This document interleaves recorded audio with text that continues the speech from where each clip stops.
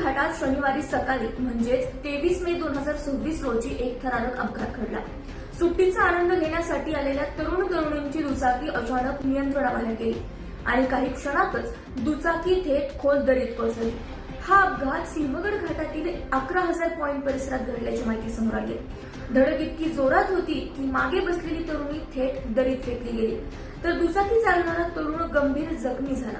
घटनास्थळी उपस्थित असलेल्या पर्यटकांनी तात्काळ मदतीसाठी धाव घेतली। त्यानंतर वन विभाग, स्थानिक बचाव पथक आणि आपत्ती व्यवस्थापन टीम घटनास्थळी दाखल झाले। अत्यंत कठीण रेस्क्यू ऑपरेशन नंतर दोघांनाही दरीतून बाहेर काढण्यात आलं। या अपघातात तरुणीच्या पायाला गंभीर दुखापत झाली असून फ्रॅक्चर झाल्याची माहिती समोर येते, तर तरुणाच्या डोक्याला गंभीर मार लागला। या घटनेनंतर पुन्हा एकदा घाट रस्त्यांवरील वेग आणि निष्काळजीपणाचा प्रश्न समोर येतोय। थोडीशी चूक आणि आयुष्यभराची शिक्षा। म्हणूनच घाट रस्त्यांवर प्रवास करताना तुम्हीही नक्की काळजी घ्या, कारण तुमची एक चूक, तुमच्या गाडीचा वेग तुमच्या कुटुंबासाठी मोठं दुःख ठरू शकतं।